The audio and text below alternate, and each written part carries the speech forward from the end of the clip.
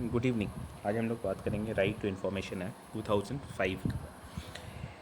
जैसे आप लोग जानते हैं, right to information act pass किया गया है और आप लोग ने बहुत बार सुना होगा आरटीआई में बहुत सारा इन्फॉर्मेशन मांगा जा सकता है।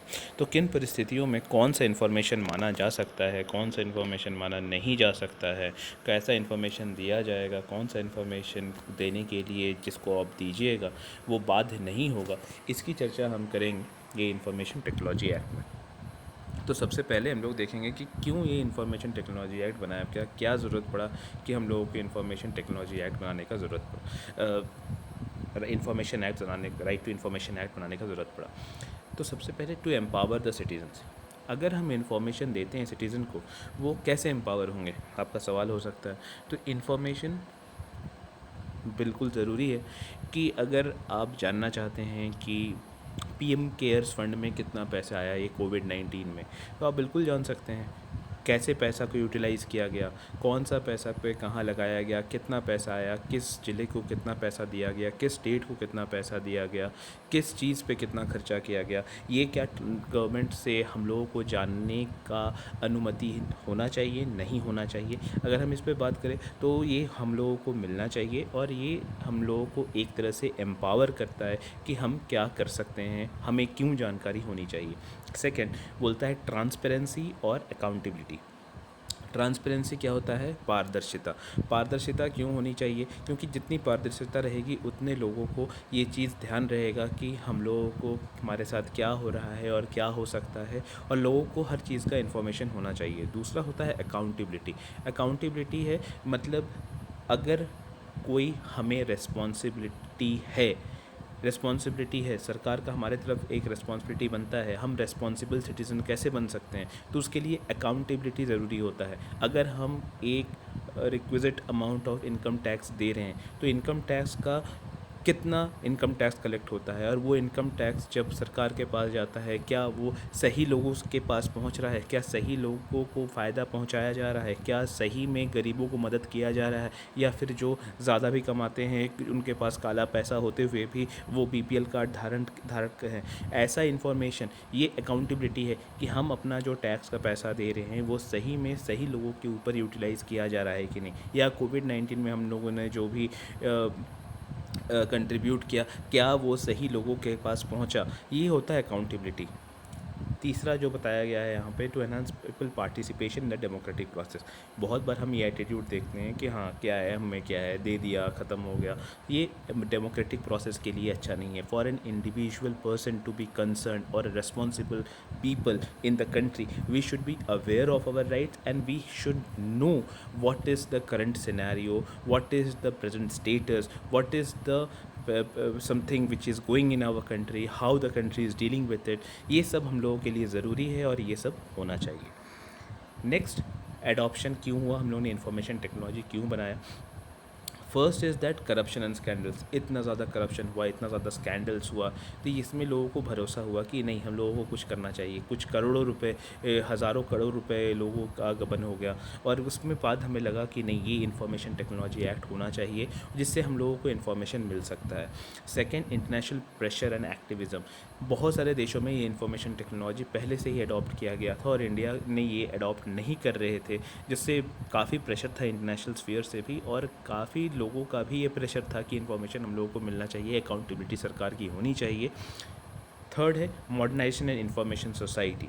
Modernisation and information society, information society का मतलब होता है कि जैसे जैसे हम आगे बढ़ रहे हैं अकाउंटेबिलिटी बढ़ रहा है। जब फेसबुक नहीं होगा तो लोगों को बहुत सारी चीज़ों का जानकारी नहीं होगा, चीज़ों की जानकारी कर रखने का भी उपाय नहीं होगा। लेकिन जैसे जैसे हमारा सोसाइटी मॉडर्न होता गया, इंफॉर्मेशन का फ्लो ज़्यादा अच्छा होने लगा, तो लोगों को इस चीज़ के बारे में जानकारी होने लगा और लोगों ने इस जानकारी को यूज़ करना शुरू किया, क्वेश्चन करना शुरू किया, और इस क्वेश्चन के लिए अकाउंटेबिलिटी सरकार को जब पता चला तो सरकार ने ये इन्फॉर्मेशन टेक्नोलॉजी एक्ट बनाया। एक बहुत छोटा एग्जांपल है कि अगर कोई समझिए चीफ मिनिस्टर है, वो अपना ऑफिस में पद ग्रहण करने के बाद अपना ऑफिस का रिनोवेशन में कितना खर्चा करता है, खर्चा कर सकता है, उसके पास फ़ंड है, वो कर सकता है, इसमें कोई गलत बात नहीं है कि वो उस पे पैसा खर्चा करेगा। लेकिन उसमें कितना पैसा खर्चा किया, ये तो बात इन्फॉर्मेशन में मिल सकता है। इसमें तो कोई दो राय नहीं है कि वो इन्फॉर्मेशन छुपा होना चाहिए, या इन्फॉर्मेशन ऐसा है कि ये इन्फॉर्मेशन देने से किसी को कोई आहत होगा, तो ये इन्फॉर्मेशन जानने का अधिकार होना चाहिए।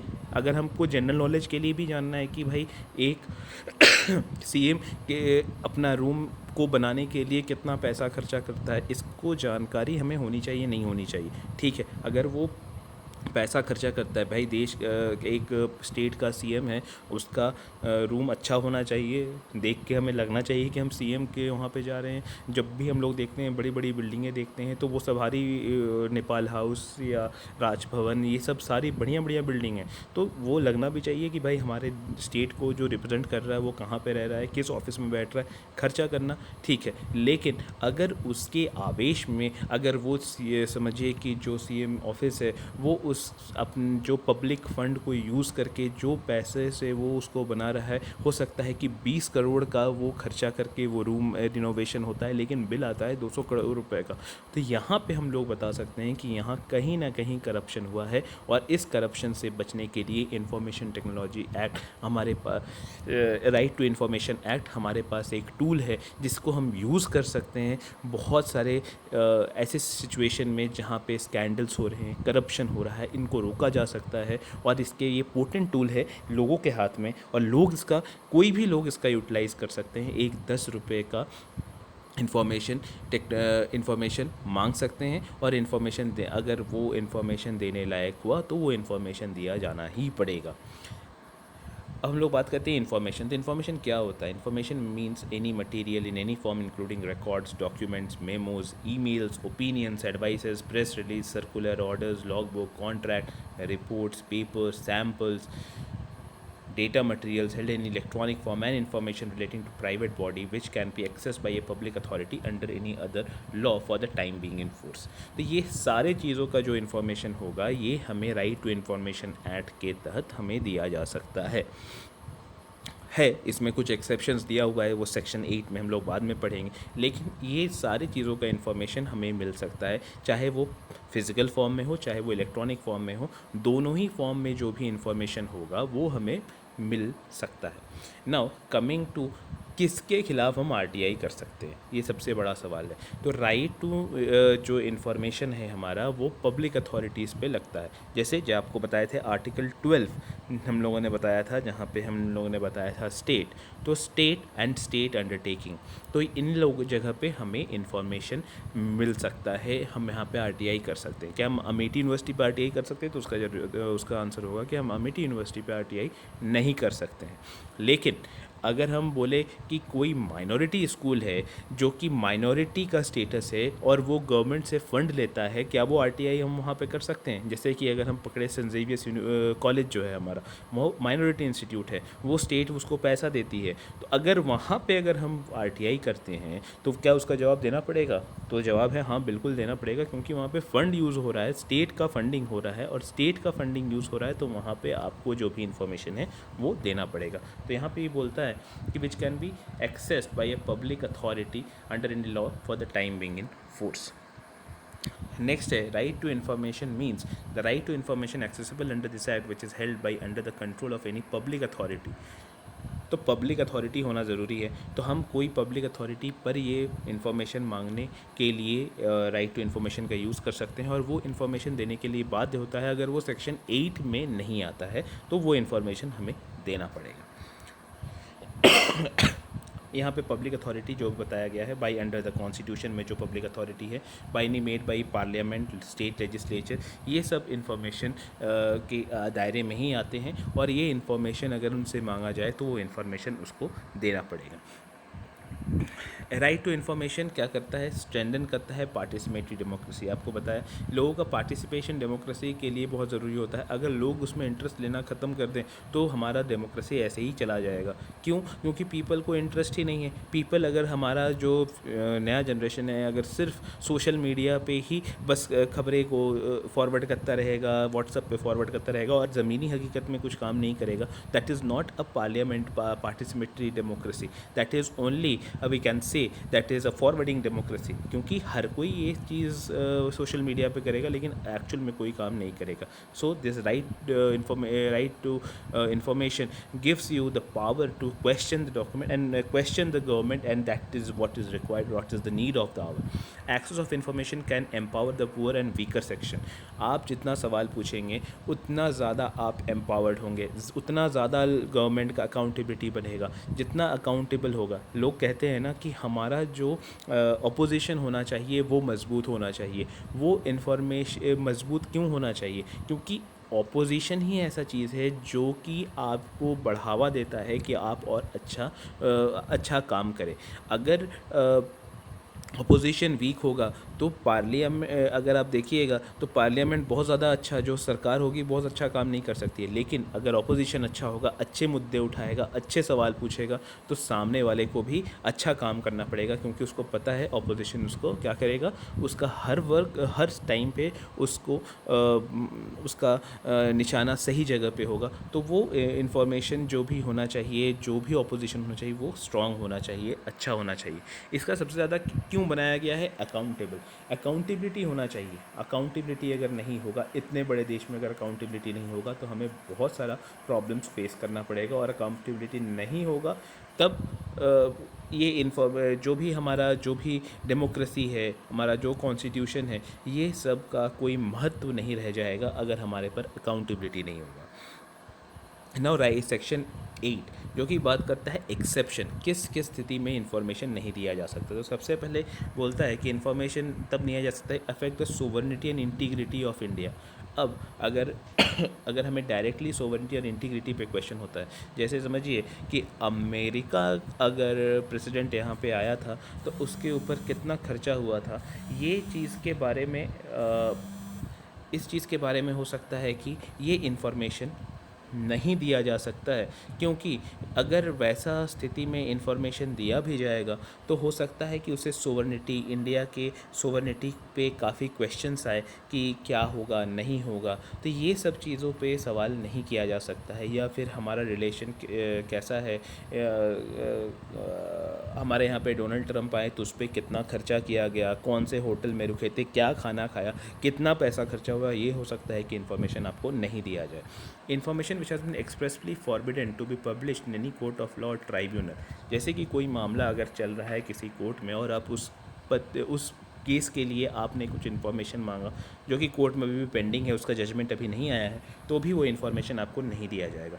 तीसरा, information which cause the privilege of parliament और स्टेट लेजिस्लेचर। समझिए कि कुछ भी आपका डिस्कशन हो रहा है पार्लियामेंट के अंदर जिसके ऊपर कोई बड़ा फैसला लिया जाने वाला है, और वो अगर आपने इन्फॉर्मेशन मांग लिया तो वो भी आपको नहीं दिया जाएगा। किसी पर्टिकुलर चीज़ पे बात चल रहा है किसी चीज़ का, जैसे कि समझिए पार्लियामेंट में डिस्कशन हुआ कि नया एयरपोर्ट कहाँ बनने वाला है रांची का। तो नया रांची का एयरपोर्ट अभी जब तक गवर्नमेंट उसका नोटिफिकेशन नहीं करती है कि नया एयरपोर्ट यहाँ पे होगा, तो आप इन्फॉर्मेशन ये नहीं कर सकते हैं कि कहाँ पे नया एयरपोर्ट हो रहा है, वो हमको बता दीजिए, नहीं मिलेगा आपको information.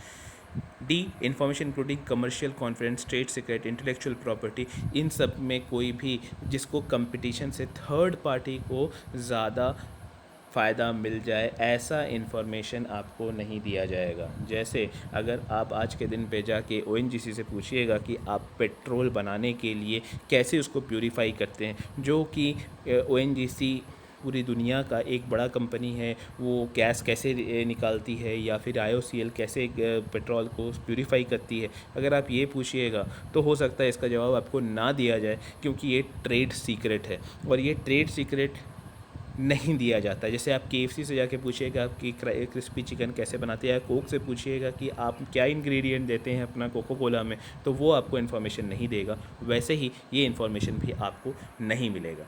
Information available to person in fiduciary relation, fiduciary relationship होता है जो कि बोल सकते हैं विश्वास के लिए आपको कोई इन्फॉर्मेशन दिया गया है। जैसे आप अपना सारा इन्फॉर्मेशन यहाँ पे कॉलेज में जमा करते हैं और इन्फॉर्मेशन अगर कॉलेज किसी और को इन्फॉर्मेशन दे दे तो ये क्या फिड्यूशरी रिलेशनशिप का वायलेशन होगा? हाँ बिल्कुल होगा। और ये इन्फॉर्मेशन आपको कोई भी थर्ड पार्टी से शेयर नहीं कर सकता है। F, information received in confidence from the foreign government, foreign government से अगर कोई इन्फॉर्मेशन मिलता है आपसे तो भी आप उसको कॉन्फिडेंस में लेके कि इंडिया के साथ ये शेयर किया गया और आप ये इन्फॉर्मेशन को मांगते हैं गवर्नमेंट ऑफ इंडिया से, तो भी वो इन्फॉर्मेशन आपको नहीं दिया जाएगा। जैसे कि समझिए ट्रंप आया इंडिया में और ट्रंप ने यहाँ पे सारा सिक्योरिटी के साथ आया था, कितना गाड़ी के साथ आया था, कितने उसके हो सकता है सिक्योरिटी के लोग आए थे, उन लोगों का कितना लोग आए थे। अगर आप इन्फॉर्मेशन मांग लें कि ट्रंप ने क्या क्या सिक्योरिटी प्रोविजंस होता है, क्या क्या हथियार लिए होते हैं, तो ये इन्फॉर्मेशन उसके इंडिया के साथ शेयर किया गया होगा, लेकिन वो इंडिया आपके साथ शेयर नहीं करेगा।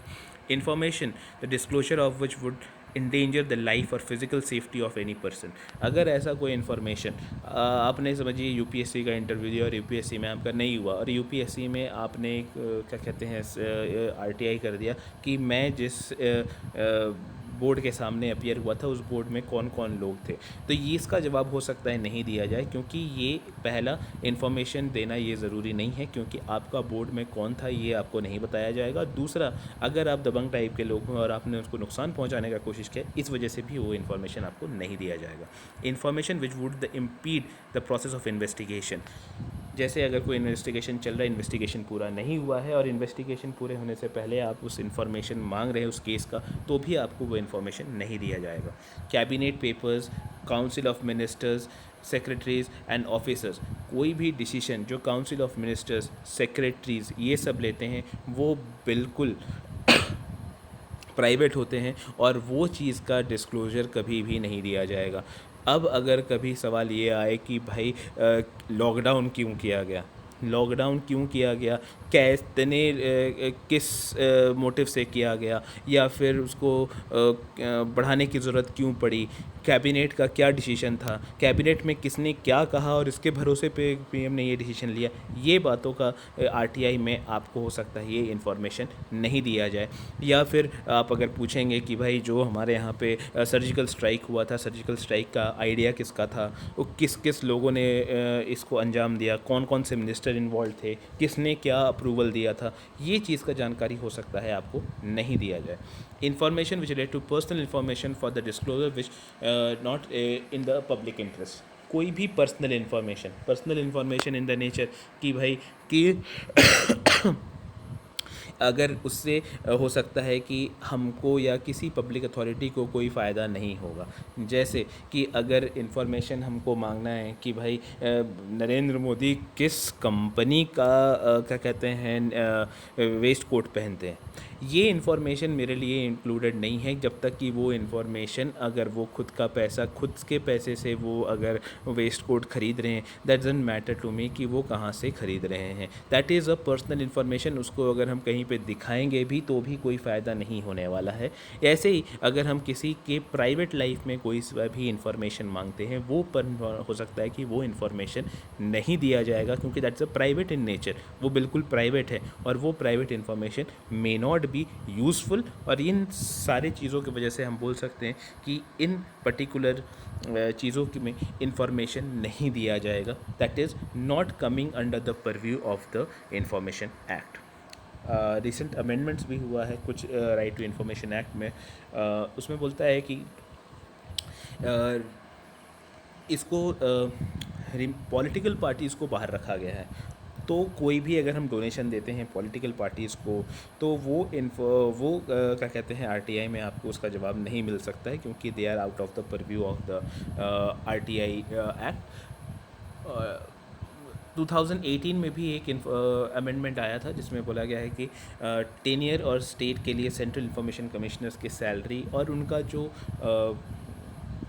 सिलेक्शन किया जाएगा वो गवर्नमेंट के थ्रू किया जाएगा। ये काफ़ी क्रिटिसाइज़ किया गया था इसको कि क्यों कैसा किया जा रहा है। तो यहाँ पे बोला गया है क्योंकि उनका इंडिपेंडेंस ख़त्म हो जाएगा। और चूँकि सरकार अगर सेंट्रल इन्फॉर्मेशन कमिश्नर को अपॉइंट करेगी तो उनका अकाउंटेबिलिटी कम होगा, उनका इंडिपेंडेंस कम होगा। बट स्टिल ये अमेंडमेंट को किया गया है और यहाँ पे उसने ये भी बताया है कि ये जो 5 साल का इनको क्या कहते हैं टर्म दिया जाए, जो पहले फिक्स नहीं किया गया था। तो अगर कोई भी गवर्नमेंट अगर किसी को अपॉइंट करेगी तो ऑब्वियस सी बात है कि आप उसके लिए ज़्यादा काम करेंगे, because you are not independent. तो independence is necessary for the central information commissioner. तो ये चीज़ों को ध्यान में नहीं रखा गया है और इसको फिर भी अमेंडमेंट किया गया है। तो ये है थोड़ा सा ब्रीफ इंट्रोडक्शन आपका राइट टू इन्फॉर्मेशन एक्ट के बारे में। हर किसी को जानकारी होना चाहिए इस चीज़ के बारे में। और हम कैसे कर सकते हैं, कहाँ पे हम कर सकते हैं, तो आप देखेंगे कि कोई भी जो वेबसाइट होता है वहाँ पे एक कॉर्नर होता है जो कि बात करता है राइट टू इन्फॉर्मेशन का। तो आप राइट टू इन्फॉर्मेशन कैसे मांग सकते हैं, या तो सीधे सीधे आप अपना सवाल एक पेपर पे लिख के उसमें पब्लिक PIO डाल के, जिसको हम लोग बोलते हैं पोस्टल ऑर्डर को डाल के आप जो भी एड्रेस दिया हुआ है उसके पब्लिक इन्फॉर्मेशन ऑफिसर को भेज सकते हैं। और पब्लिक इन्फॉर्मेशन ऑफिसर को बाध्य है जिस दिन वो रिसीव करता है उसके 30 दिन के अंदर आपको वो जवाब देने के लिए। ये कहीं पे भी आप कर सकते हैं, कोई भी सरकारी जगह पे, स्टेट अंडरटेकिंग में, स्टेट जहाँ पे भी है, जो वर्ड आता है आर्टिकल 12 के अंदर, वहाँ पे आप कहीं पे भी इसके अंदर आप वो RTI डाल सकते हैं और जिसका इन्फॉर्मेशन आपको मिल जाएगा। अब समझिए कि 30 दिन, अब ये भी आपको समझना ज़रूरी है कि समझिए कि अब लॉकडाउन हो गया और किसी को लेटर मिला 23 तारीख को और 23 तारीख के बाद लॉकडाउन हो गया, तो क्या 23 अप्रैल तक अगर वो इन्फॉर्मेशन नहीं मिला तो क्या होगा। जनरली क्या होता है, 1 महीने में अगर इन्फॉर्मेशन नहीं मिलता है तो वो उसको हायर अथॉरिटीज़ के पास जा सकते हैं। तो हायर अथॉरिटीज़ के पास जाने के लिए 30 दिन का वक्त ख़त्म हो जाना ज़रूरी है। यहाँ पे जब लॉकडाउन है तो 23 अप्रैल को ये चीज़ ख़त्म नहीं होगा और माना जाएगा जिस दिन ये ख़त्म होता है, जैसे कि 3 अप्रैल को ख़त्म हुआ, तो 3 मई से लेके अगला 3 जून तक ये समय रहेगा कि आपने कितने दिन का समय बाकी है और उस जगह में आपने इन्फॉर्मेशन दिया कि नहीं। क्योंकि अभी नोटिफिकेशन दिया गया है कोर्ट की तरफ से कि अभी ये माना जाएगा कि ये वर्किंग डेज़ नहीं है और इसको पीरियड को एक्सक्लूड कर दिया जाए, इसलिए आप इन्फॉर्मेशन उसके बाद मांग सकते हैं। और वो इन्फॉर्मेशन अगर उसके बाद नहीं मिला तो आप हायर अथॉरिटीज़ के पास जा सकते हैं। अगर हायर अथॉरिटीज़ ने भी आपको कोई इन्फॉर्मेशन नहीं दिया तो आप स्टेट इन्फॉर्मेशन कमीशन, यहाँ पे जो रांची में है, वहाँ पे जाके केस कर सकते हैं कि हमने ये इन्फॉर्मेशन मांगा था और ये इन्फॉर्मेशन हमें नहीं दिया गया। तो ये इस चीज़ का जानकारी अगर उसको दे दिया जाए तब उसके ऊपर केस भी किया जा सकता है। तो for responsible citizen, for accountable citizen, you should use the right to information act को आपको यूज़ करना चाहिए। और जहाँ पे भी आपको सवाल उठाने की ज़रूरत हो आपको सवाल उठाया जाना चाहिए।